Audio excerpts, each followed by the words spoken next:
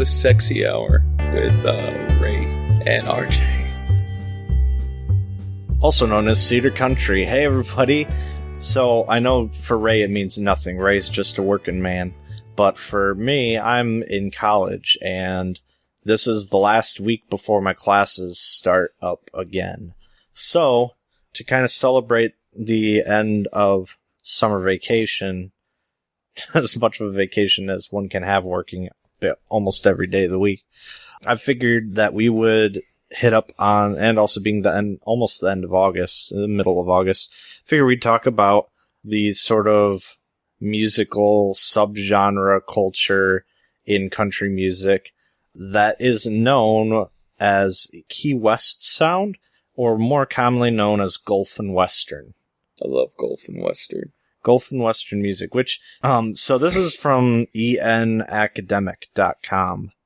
So it's, I don't know how great of a, it's Academic Dictionaries and Encyclopedias resource, but there were a bunch of ads that popped up, so I don't know. So, Gulf and Western is a genre that pretty much, it is the genre that was created by Jimmy Buffett. Like, Jimmy Buffett is who the genre is named, not for or after, but his music is what it's named about. And he pioneered this subgenre back in, 70s, maybe 80s, whenever he started making music. And obviously that includes your classics, Margaritaville, Cheeseburger in Paradise, Fins, all those fun Trying to Reason with Hurricane Season. And then it's been adopted mostly as a derivative of his work by other performers, including Brent Burns, Hannah's Reef, Rum Punch Bandits. Kenny Chesney is probably the most notable one. Alan Jackson, man. These are artists that, from my understanding from this website, that almost exclusively do the kind of style. Alan Jackson is more a traditional country artist that has dabbled in that, which a lot of artists have, like Zac Brown Band has a few times and things like that. And we'll talk about that, because we're going to be talking about not just this genre music. I guess this is actually just more covering kind of country summer, mostly dealing with beach-related stuff. Also, I apologize in advance. Not really in advance, we're already partway through it. We're recording in a different spot, and so there might be some outdoor noises, because they're open windows that I'm too lazy to close, so sorry if anything like passing traffic gets that. Not to mention that we have a couple dogs in here. There are a couple great dogs in here. One's really young and he's pretty energetic, so he's been kind of romping around. The other one's laying next to me. She's doing fine. So you might hear some clanking from little Proby. Yeah, especially from his collar. So, and then, let's see, Bill Jablonski, Don Middlebrook, and Living Soul, also known as Living Soul and the Pearl Divers, Jim Morris, Kevin Mulvena, Eric Stone, and Greg Fingers Taylor, who I think it says Greg was a former member of Jimmy Buffett's Coral Reefer Band. And a lot of these artists are actually just cover bands or tribute bands for Jimmy Buffett. So I wish I had more preparation. I had a fun idea for a game of is it a Jimmy Buffett or Kenny Chesney song? But I also think that I might have gotten that idea from a different podcast, so I'm going to go ahead and will not do that, mostly because I don't have access to their catalogs of music right in front of me. Yeah, I know. Games, dude. Yeah, games.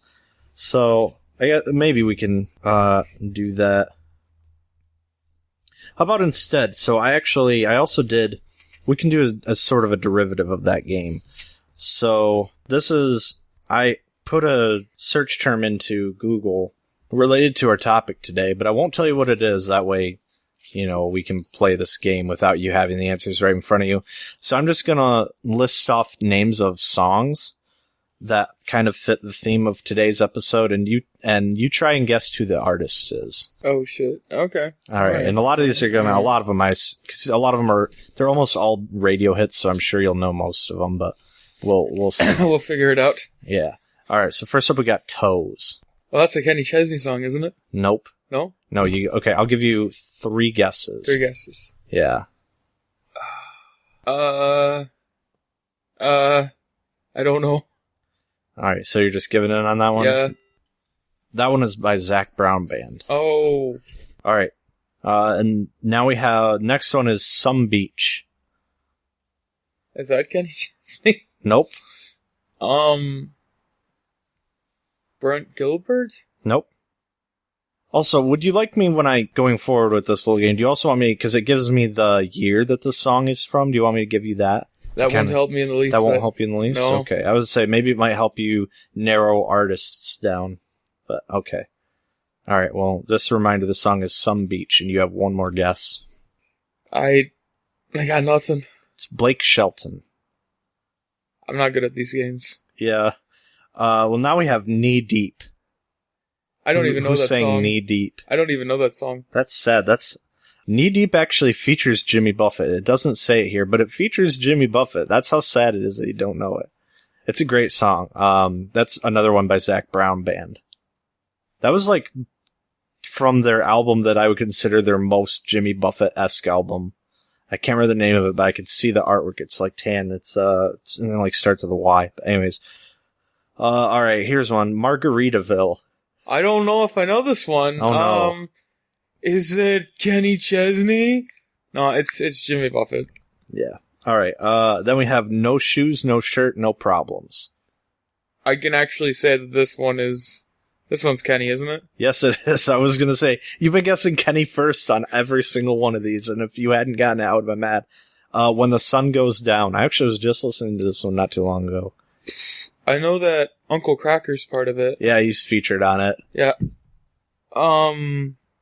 She thinks Cracker's sexy when the sun goes down. No? No. Kenny Chesney again. Frick. Alright, next is Somewhere on a Beach. I have no idea. Somewhere on a Beach is by Dirk Bentley. Then we have Beachin'. I think we should stop. Alright, so I have one more. I want to do the next one as kind of the last one. So we'll do two more, and then I'll just start listing off these songs after that. But so this one and the next one. So Beachin'. Who do you think sings Beachin'? We'll just do a one and done for guesses. You have no guesses. All right, Beachin' is by Jake Owen. All right, this one. If you can give me any of the three prominent artists I know of that have sang this song, if you can give me more than one, if you can give me all three, I will be very proud of you. All right, The Seashores of Old Mexico.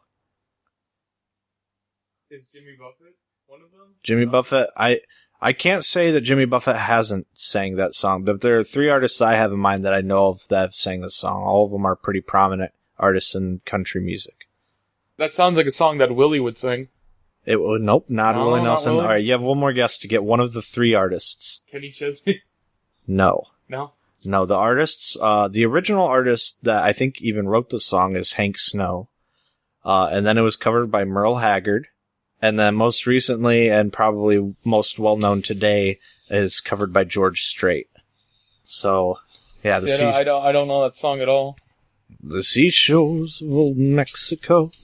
So, other than that, we've got songs, they got Barefoot Blue Jean Night by Jake Owen, Long Hot Summer, Keith Urban, Summertime by Kenny Chesney, Beard in Mexico, Kenny Chesney, Island Song, Zac Brown Band, Day Drinking, Little Big Town, Six Pack Summer by Phil Vassar. He actually sang at my college like 11 years ago, apparently. I watched a video of it in my class. Guitars and Tiki Bars, Kenny Chesney, Coconut Tree, Willie Nelson, A Bunch of Girls, Frankie Ballard, Suntan City, Luke Bryan, Beat This Summer, Brad Paisley, Vacation, Thomas Rhett, Old Blue Chair, Kenny Chesney, Keys in the Conch Shell, Kenny Chesney. So basically, so I was looking at country beach music, and this is just what Google gave me here at the top, a little side-scrolling thing. So I think I've mentioned before in the first episode, and I know this because that's the only one as of this recording that I've edited. I remember me mentioning that I have music that I've listened to on car rides and things. I make playlists. A lot of them are specifically country music. So I have a playlist for when I go to the beach, and I have a sub-playlist of when I just want to listen to country music-related ones. I'm not going to go off the whole thing, because that would take forever, but there's some some songs that I think not many people know or would think of. And it's not just beach music. It's also, they talk about things like fishing and stuff. Like All Summer Long, Kid Rock, Big River by Johnny Cash, Winona Judd's cover of Burning Love that was used for Lilo and Stitch.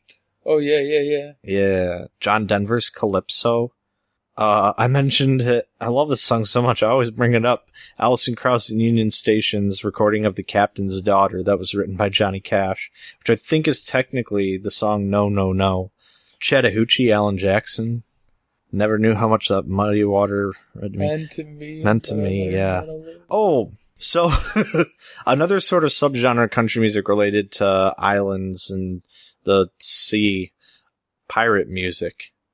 Not necessarily like sea shanties, but I guess sea shanties.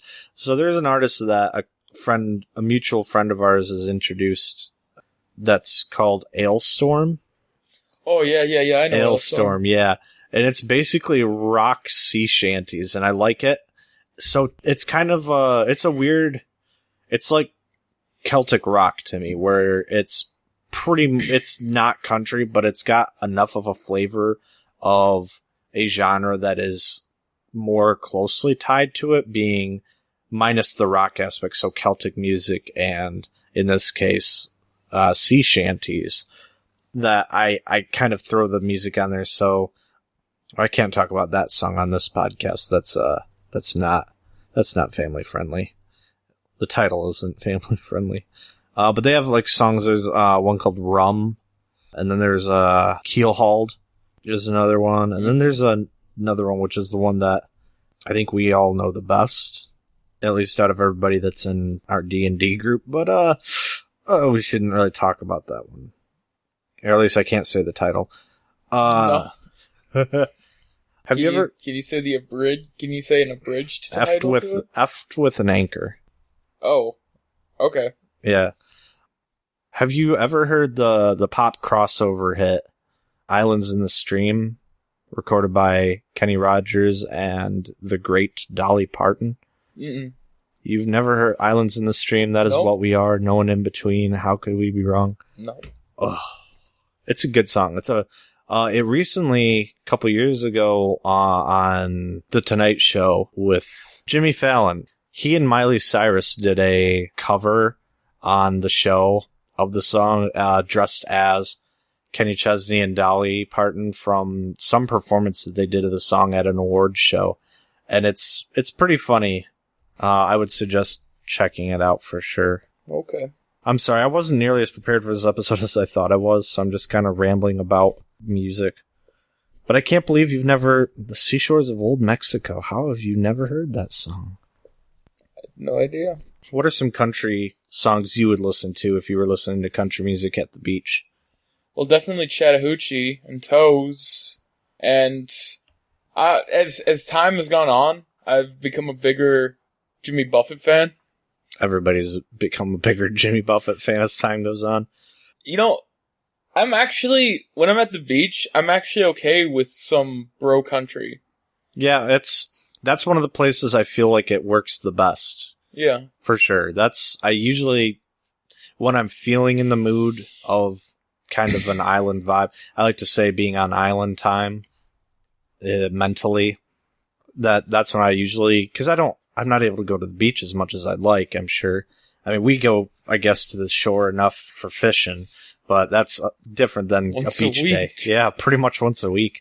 But so other than that, I'm just chilling at home. I've gotten to the point that at some point, I don't think I have it anymore, but I had like a 3+ hour long recording of some waves coming in, like a shoreline. And so I'd like play that while listening to music and kind of get in that mental vibe, which I really liked doing. It also helped me sleep sometimes, but I stopped doing that because I don't need two different things playing at once. That'd be totally cool for this. For like the ambient noise for the podcast. Oh, it'd be neat to...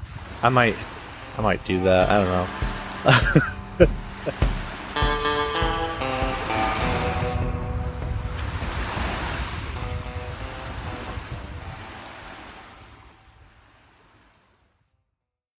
everybody. This is RJ, Ash, Ray, Brandon, Harrison, and Bronson. We host a Dungeons & Dragons podcast called Realms and Nerds. Some highlights of our show include wreaking havoc in every town we visit, blowing up hot tubs, killing off fan favorite characters, Hi, necromancers. inappropriate wedding etiquette, And every now and then, actually good storytelling. Join us in the realms of Pridea for fun fantasy adventures. You can find us on Podbean, iTunes, Google Podcasts, Spotify, or just about wherever you get podcasts.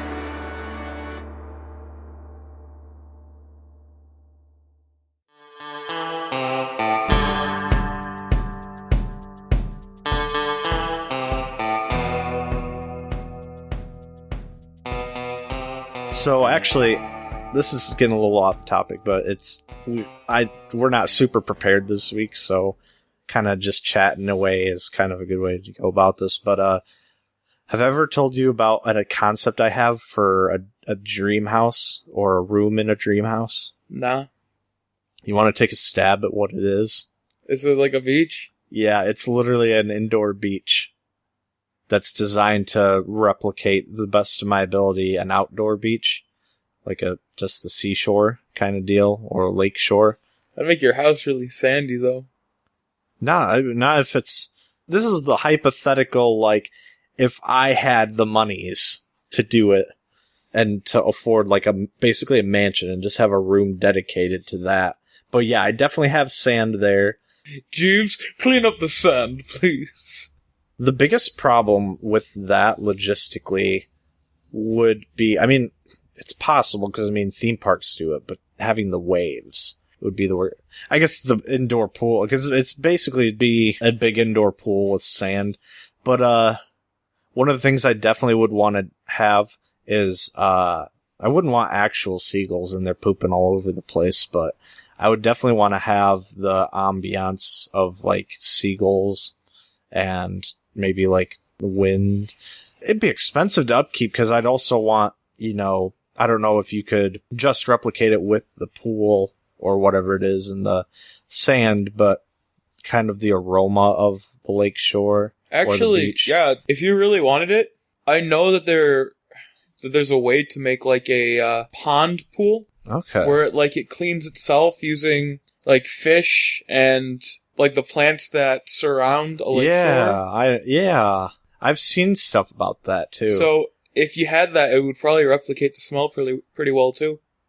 Possibly. But, that's more of like a pond more than like because I'm thinking like the Great Lakes when I say a lake, more than something like Wabasis or Long Lake. I'm thinking more Lake Michigan, Lake Superior, or...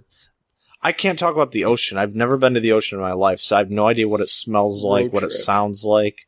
I would love to do... I've never been there either. I want to do a road trip down south again to like the Tennessee area. I liked being down there. It was nice visiting. I'd like to go out to the lake.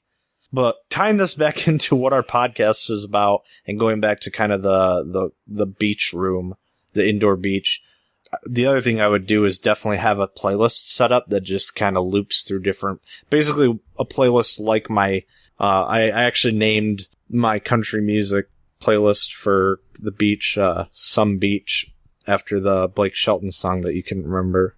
Also, have you happened to... I say recently, it was more like a year ago, maybe, picked up Kenny Chesney's, as far as I know, his latest album. Have you heard it yet? It's called Songs for the Saints. No. I really, really like that album. Yep. It's very good. It's actually he did a cover of Jimmy Buffett's Trying to Reason with Hurricane Season, featuring Jimmy Buffett, and I really like that. A lot of the songs, Better Boat is really good.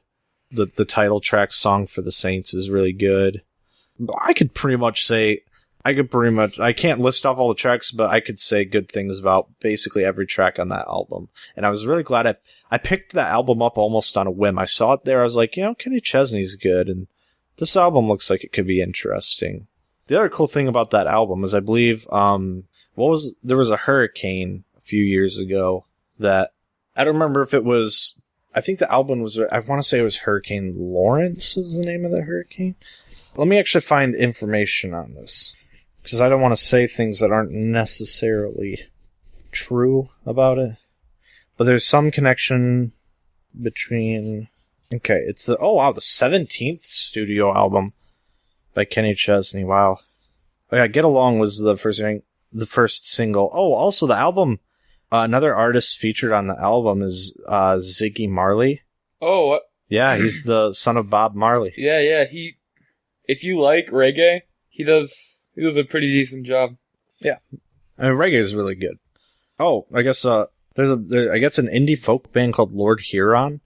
I've never heard of them, but I guess the song "Ends of the Earth" is a cover of. It's one of their songs that he covered on the album. Oh, here it is. This is what I was trying to find. So this comes from Wikipedia, like most of my information for this podcast that I get. According to Kenny Chesney, the album was inspired by, quote, the rebuilding process, unquote, after Hurricane Irma, that's the one, which destroyed a house that he owned in St. John in the U.S. Virgin Islands.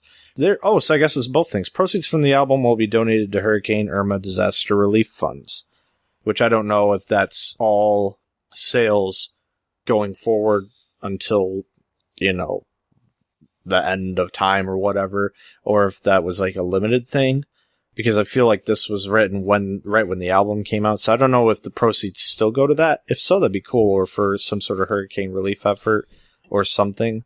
And I think I bought the album around the time it came out. So I'm glad to hear that some of the money that I spent on it went to help with that. That's really cool. I forgot he made his own label, Blue Chair, which is based on, I think, the old Blue Chair song that he has. Sorry, I'm just learning things now, too. Hey, what a great podcast. We all learn things. Yeah. Also, I guess this is more of just like, have you heard this song? This song is tied in this. Something I discovered, I'm sure you're familiar with the band Creedence Clearwater Revival. I'm sure you've heard of them. CCR, of course. Yeah, John Fogerty's band. Which also I guess after CCR, John Fogerty did kind of a blues, what's the Cajun band, or some Cajun influenced music, John Fogerty and the Blue Ridge Rangers, and then he's done solo stuff. He recently, like, I don't know, let me see, yeah, about 6 years ago now, did an album called Wrote a Song for Everyone, which I know about because, I really like Brad Paisley, and I found out that he was featured on that album, so good song, Hot Rod Heart. And I think actually on that album John Fogerty, he recorded Bad Moon Rising with Zac Brown Band, maybe? Let me double check my information. Well, we're swinging wide today. Yeah, that's beach music to... I mean, it's the whole idea is... I mean, CCR, it kind of falls into... I mean, maybe not CCR, but John Fogerty's other music since then is, like, falls under kind of that. Because especially Cajun is kind of a style of music that I might listen to at the beach. But, yep, Zach, I don't know if it was the Zac Brown Band or just Zac Brown that guested on it was basically, from my understanding, it was an album of him, recordings of his songs, both old and new, with various country artists, or maybe not all country artists, I don't know for sure. But anyways, I actually brought up CCR because you know their song Green River? I feel like I do. I didn't know this for the longest time, but one day I was going through my music and I saw I had another artist that had a song of the same title, and so I listened to both of them. And sure enough, the other version, I'm pretty sure, because I think CCR was 70s, right? Yep. Because I think Unfortunate Son is their most famous song, and that's definitely a protest song for Vietnam, right? Yep. Yeah, which is 70s. So this is definitely a cover of CCR. Alabama did a cover of Green River, and I didn't realize that it was CCR's song for the longest time. Because I think I definitely had the Alabama version way longer, because it's somewhere around here on CD. My dad has the album, Mountain Music, that it's on. But they did a cover of CCR, which I thought was interesting. And I have both versions of that on this playlist thing. Oh yeah, you ever heard the song Sail On? It's not a country song, at least. I bring it up because it kind of is, but it's not. Mm-mm. I guess I can tie in something we talked. I was gonna say earlier, but you didn't even know the song, so I guess I'm not surprised you don't know this one either. So Sail On is a song by the Commodores. I know the Commodores. Yes. Yeah. And do you know who one of the members of the Commodores is? No, but I'm sure you're going to tell me. Lionel Richie. So, I don't know. I'm sure because to go a little bit, so Tim McGraw. There's a version, there's a song called Sail On by the Commodores. Sail on down the line. Anyways, and it's from like the late 70s, early 80s. And there's a version of Sail On that Lionel Richie did with Tim McGraw, which is pretty good. I know about it because, like Brad Paisley, I'm a big Tim McGraw fan, so I've pretty much listened through his entire catalog. And there's an album that Tim McGraw did that's called Tim McGraw and Friends. And it's a compilation of duets that he's done. And given the year it came out, 2013, I'm going to say it's very likely that none of them were recorded for this album, because it was released on Curb Records, which was the record label McGraw was on for a long time. And I don't know if you know, but there's I think he sued Curb Records a couple years ago because he left their label in, I want to say 2012, 2013, the early 2010s, earlier this decade. He left Curb Records. So all of his new studio albums, like, I don't know for sure if Emotional Traffic was on it. But for sure, with his 2013 album, 2 Lanes of Freedom and On, those were released under other labels. I think he's jumped labels again from where he did when he first left Curb. But Curb Records had owned his catalog of music from, like, all his albums before, from like 1993 on. And that's why there's still compilation albums, even as recently as like 2015. There have been compilation albums of Tim McGraw that he was not involved in. And I think that was what the lawsuit was about. Or it was about an album that they pushed out that he was contractually obligated to have, but they pushed it out at the wrong time or something. So anyways, there's an album, like I mentioned, said Tim McGraw and Friends, that was released in 2013, the same year as 2 Lanes of Freedom. So I assume that's another Curb compilation.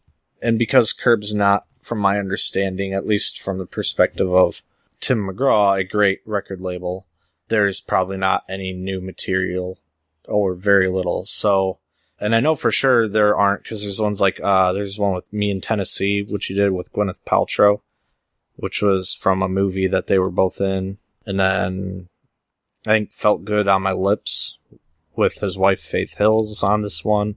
Bring on the Rain with Joe D. Messina. And those are all definitely older than this album is. So I assume Sail On is the same way. And all of that I've been rambling about is just to say that I'm pretty sure initially it was a release on a Lionel Richie album featuring Tim McGraw, not the other way around. It's a pretty good cover, and it was one I didn't expect. But then again, Lionel Richie also did an entire album of duets with... That actually might be the one. He did a bunch of duets of his songs, both as a solo artist and as part of the Commodores, with country artists, because there was like Dancing on the Ceiling, and I think he did that with Rascal Flatts. He did one with, I think, Jason Aldean. I don't know. It's been a while since I looked at that.